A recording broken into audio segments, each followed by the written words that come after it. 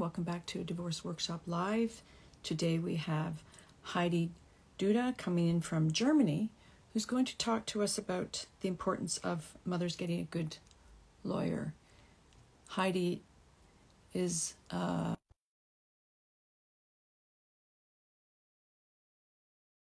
in business since 2016, offering successful transformations in German and English for mothers with a toxic ex. So we look forward to having Heidi on, who also owns Midlife Boom. Hello, Heidi. Hi, Karen. Nice to see you. Thank you for having me. Yeah, thanks for coming on. All the way from, I was saying to the people, it was all the way from Germany, which is really nice. Yeah, thank you. Thank you very much. Today, we're going to talk about the subject of the importance of finding the right lawyer, which I can tell you from my own experience, it's vital. I'll preface by saying that for myself, I did not find the right lawyer. I didn't know any better. So can we talk about why it's so important to find the right lawyer when you're dealing with a toxic ex? Yeah, maybe I should first say something that it's absolutely necessary to get at least one. Yeah, so I don't know how your customers after separation usually react. But what I experienced with customers, sometimes they even do not dare to look for a lawyer. Yeah, so that the question, finding the right lawyer, comes second, usually. So sometimes, and this is a big danger. So even if it's a bad one, even if the first choice might not be the best one, it is better to have one to get a feeling and to learn from the first one, you know. So the danger explicitly when you say, okay, maybe I don't need one, maybe I can get this peacefully settled, maybe when I do everything what he wants, then he won't be so ugly to me, you know. So first there is the hope. And I don't know how you experience this right after your separation, but usually we want to have peace, right? We want to be calm, we want to have peace, yeah, and we hope that we can get this settled. But this does not work, at least if we have a toxic ex on the other side of the parenting situation, yeah, of the parenting relationship. And and then you start out, and then of course it is necessary to say, okay, how do I find a good one? So and maybe you have I was just saying. And so do you, like, when you say hope, I was in that same spot where I thought, well, of course, this is going to be nice and we're going to just be fair and everything, and it turned out not like that at all. So how do we find these lawyers that can really help us? Like, is there, like, we find one, right? First, sorry, go ahead. The best thing, of course, is if you get a recommendation.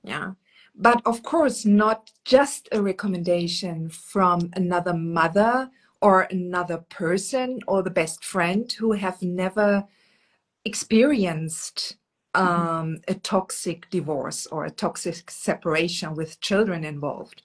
You really need to find one who knows how this works, how the dynamics can evolve, and therefore, even if you have a good friend who works in a law firm, you know, and then they might tell you, okay, my colleague is usually good in family court. This doesn't mean anything, you know. This doesn't mean anything. The best thing is to get a recommendation from a mother who went through a toxic divorce. So this is first thing. And to find those acquaintances, you need to find a community where this information is exchanged, then where the mothers involved talk to each other and talk about these things, right? And if you do not have this kind of community, if you do not have these the go-to person, then you should go on your own and Google, yeah, and then just go on and make meetings, arrange for meetings, and then just have conversations with them, not just to get their legal advice yet, not just to discuss your case with them and the toxic behavior. It is just a first meeting, just maybe, or a telephone call, maybe 15 minutes, 20 minutes, and just ask some questions. Are you experienced with toxic divorces? Do you What have find many you done? So, sorry. yeah. No, sorry. No, do Go you ahead. find that there are many lawyers that do specifically deal with more of the high conflict? Like, are they easy to find in if you Google or Yelp or anything, or is it still that you do have that women have to do a lot of investigating? Well, in my experience, as I know, of course, now more or less the German-speaking market, so it's Germany and Switzerland and Austria mainly, but of course my customers are all over the world already with the German with my German offerings.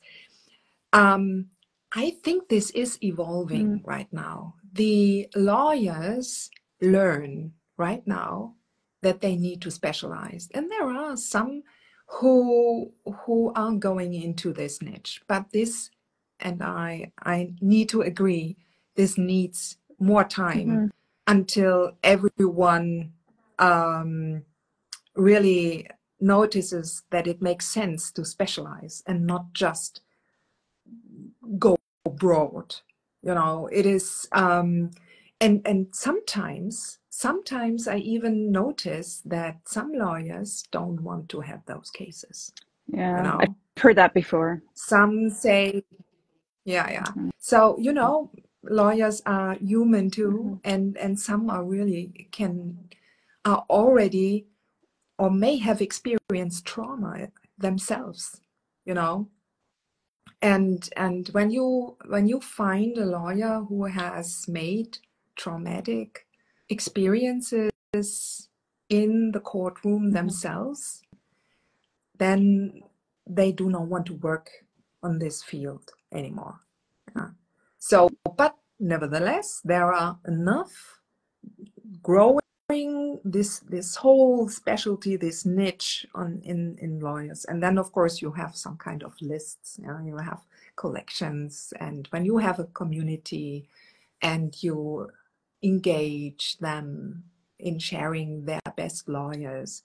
And you know, meanwhile, after having worked in this field for the last 8 years, from when I started out, I said, okay, it is so important to find the right lawyer just right from the beginning, to have a good start. And of course, there are a lot of mistakes that can be made, especially in the beginning when you have not a good lawyer. However, at that time, in the beginning, I thought it is very crucial to really start with the best one right from the get-go. And today I say, no, it is not necessarily a must-have, because this puts pressure on the women. This puts pressure on the people, because it is more or less you learn on the go. You learn together with your lawyer, with your legal counsel. You know, you learn together, and it is always, I always say to my customers, you have to coach them. You have to coach them. Yeah, you have to guide them. You are peers. And this is another aspect I wanted to point out here. You know, sometimes the attitude towards a lawyer is, okay, you as the specialist, just save me now. Do everything what needs to be done, and I let you do everything on your own, and you do your case, and then I'm safe. So with an attitude of you give them all the responsibility, and this may not be the case. And I say to my mothers, I always say to my customers, you are the coach, and this is your peer. You know, you are at the same level.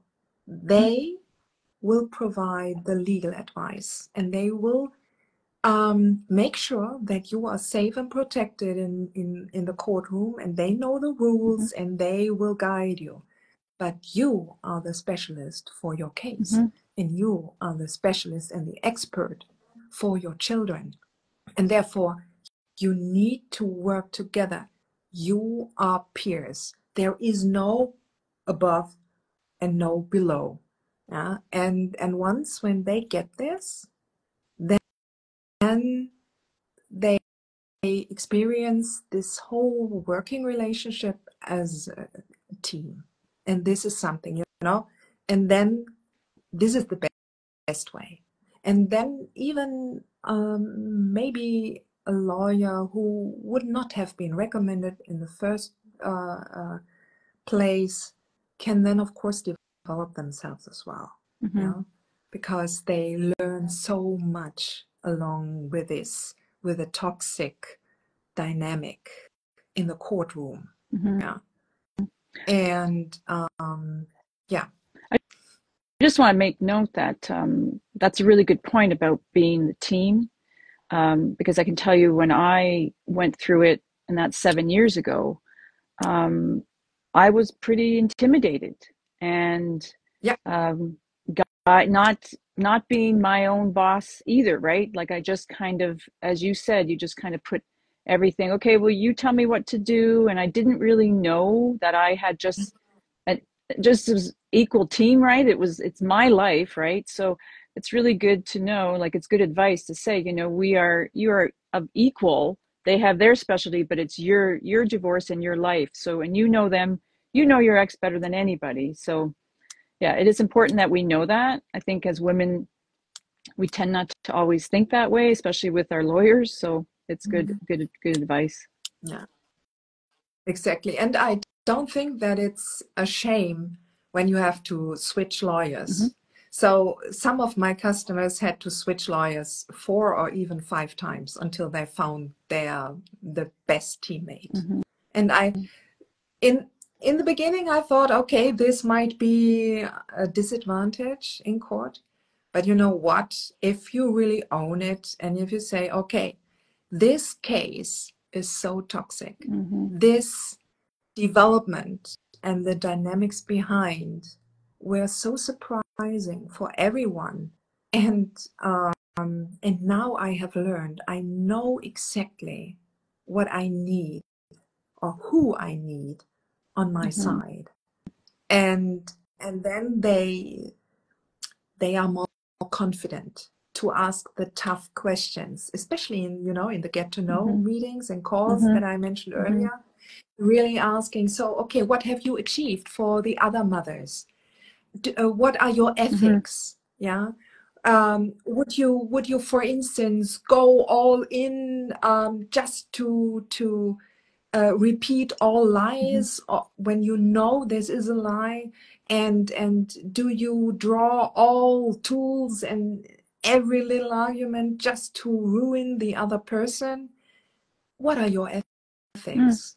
So these are questions I would ask, yeah. But because when we face the evil on the other side, the toxic, yeah, we need to make sure that we do not play along with the same measures, with the same tools. we need to stay brave. We need to stay in our authenticity, and then this will come across. This will come across. And uh, and if this is someone on the other side, when this is a legal counsel who just looks down to women on their own, you will notice this. And you do not need someone like that, even if he is very expensive and very successful. You do not need another toxic person in your support team. Yeah, that's a very good point, right? Like a lot of times you Yeah. think, oh, go hire the shark, go hire the most expensive, and but then again, they could also not treat you very well. And that's kind of what I had with my own lawyer. And I was like, you make me scared to talk to you, right? And that's not a good thing Yeah. either. So, isn't it all about too is who you feel connected with as well? Like like they may have all the good qualities, but actually someone you feel comfortable with is also, that you think you can have a good working along with their skill sets. Yeah. It's also about attachment Yeah. to, like, you feel like some trust with these people. Absolutely. Yeah. So trust, you need to trust them. You need to be open. And for instance, if they give you an advice, the difficult part is to distinguish between a good intuition, a good feeling about what decision is now the best one in this case. Because in the courtroom, you can be intimidated or even blackmailed by the judge. I have so many women and mothers who experience this. And of course, the advice of the lawyer to now shut up and to not say anything anymore and to follow the thing that the judge is saying now can be the best advice or can be the worst advice, you know and you need to have this feeling inside, this confidence that you follow your gut. And then and when you have a good relationship with your lawyer, then they know you, and they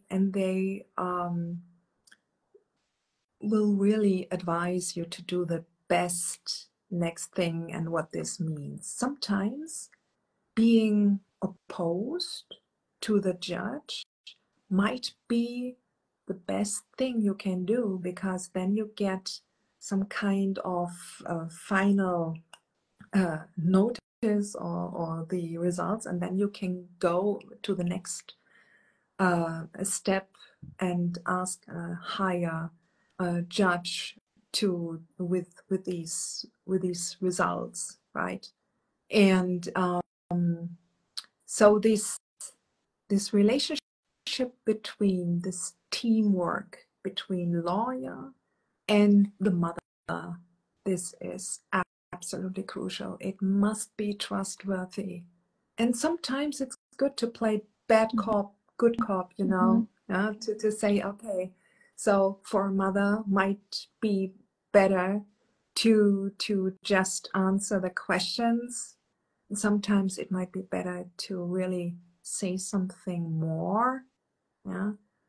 And the lawyer then focuses on just protecting by law, by the regulations that there, which exist, yeah, and to remind the judge and play the bad cop role. But yeah, it's teamwork. They really need to understand each other. And if you are intimidated by your lawyer, if you don't dare to call on Friday, if you are always postponed and never called back, this is something I would also clarify in those get to know calls. I would ask, okay, what are you doing when you go on vacation? How can I reach you? Yeah.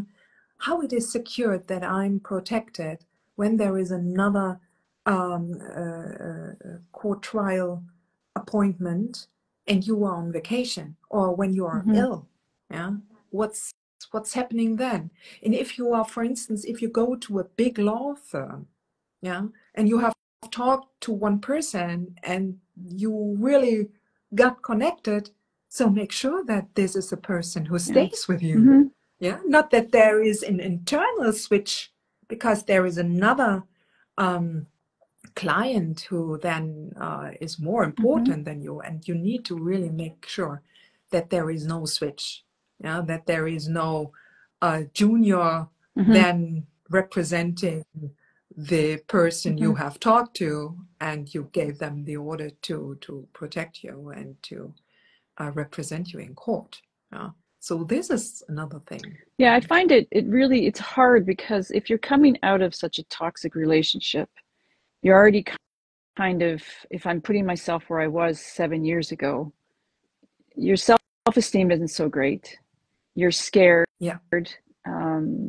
You don't know what you're going to do. So you kind of, that's why I think a lot of, like for me personally and others I've worked with, you kind of just let them take over. And it takes a while to build up that confidence, right? So a lawyer and a coach, obviously, can really help build those confidence up so you can feel that you can get through this. Because I tell you, at the beginning, and that's who I work with, some of them as well, and they don't like they don't even know if they can get through it, right? And you know, they'll go before their mediation or whatever court, and they'll be like, you know, all worked up, right? Because if they've been in an abusive marriage all those years, right, it's hard to be on your first, you know, with your lawyer and be, oh, this, first hearing, right? Because you are not feeling so good about yourself or feeling very, very confident. So that's also, it's just I wanted to mention that, like it takes time, right, absolutely, to build, as you said, that relationship, to feel confident with yourself, but with your lawyer, right? Like to know. So I just wanted to mention that. Yeah, it is absolutely, you know, it all gets together. The pieces need to be set together. You, when mothers go through a toxic divorce or separation process, they really need to see that they do not need to go alone through this. So the community and getting support is absolutely crucial.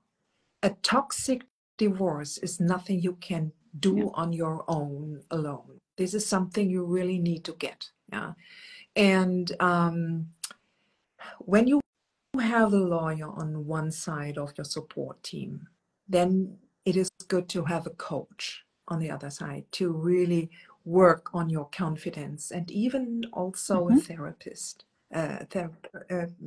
therapeutic person who really works on the main wounds after the emotional abuse in the relationship. Yeah, but a coach can already do wonders. Yeah. So and a lawyer on their side, they cannot cope with all the emotional stuff, with the mindset stuff. This is overwhelming. That's not their job. They are not expert in this field on how can I get my client to be calm in court. And how can I get her to be confident? Yeah, and this is something you really need to work on your own with the help of a coaching program. I often say I wish, And I often say I wish I yeah, had that yeah, myself, right? You know, I had the therapist, that was, you know, that was great on one aspect.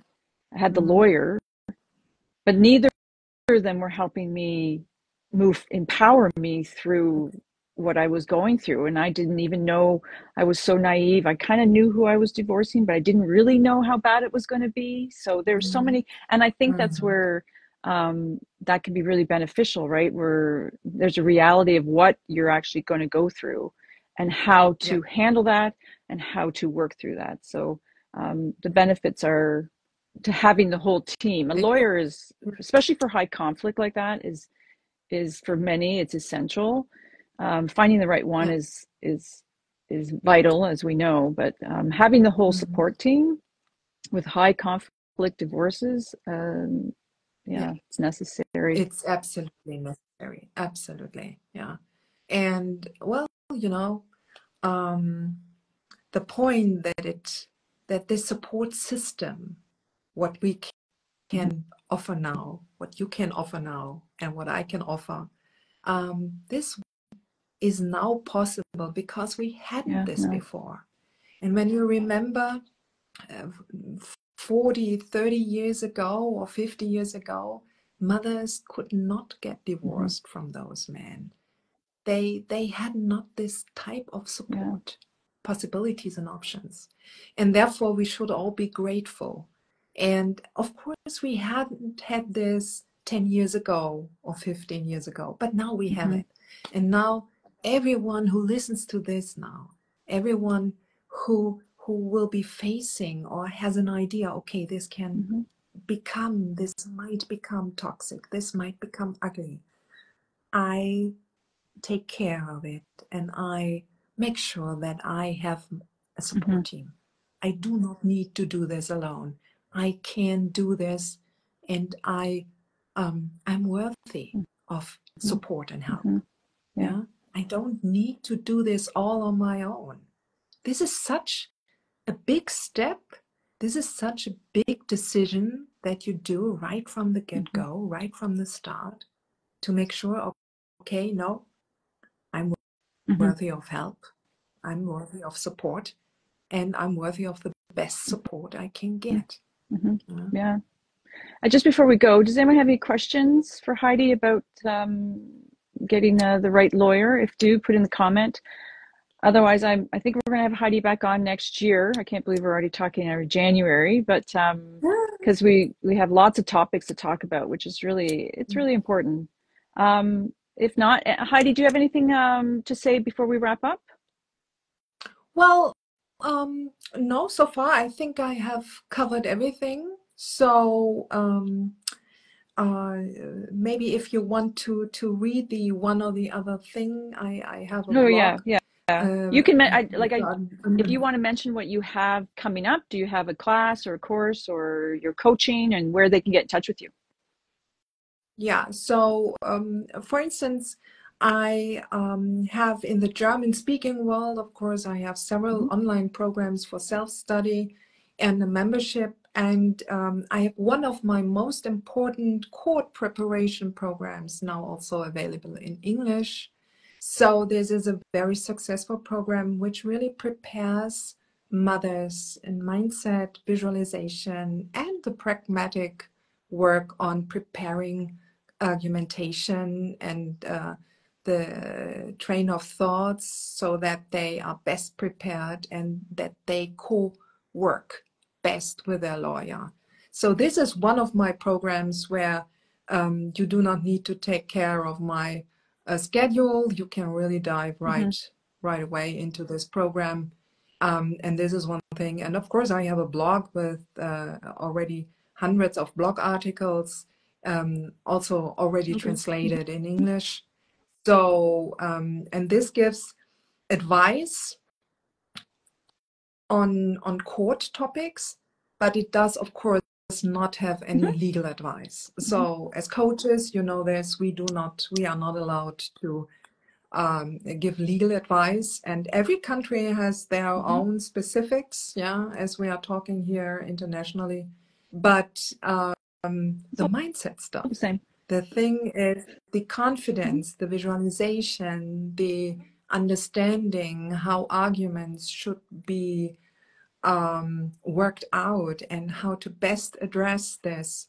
This is international. This International. goes Mm-hmm. across borders. This Yeah. is Divorce is for everyone divorce, to whether get. legally we're Yeah, all slightly different, right? Legal yeah, stuff, so like spousal support, child support, property division, we're all yeah, slightly different.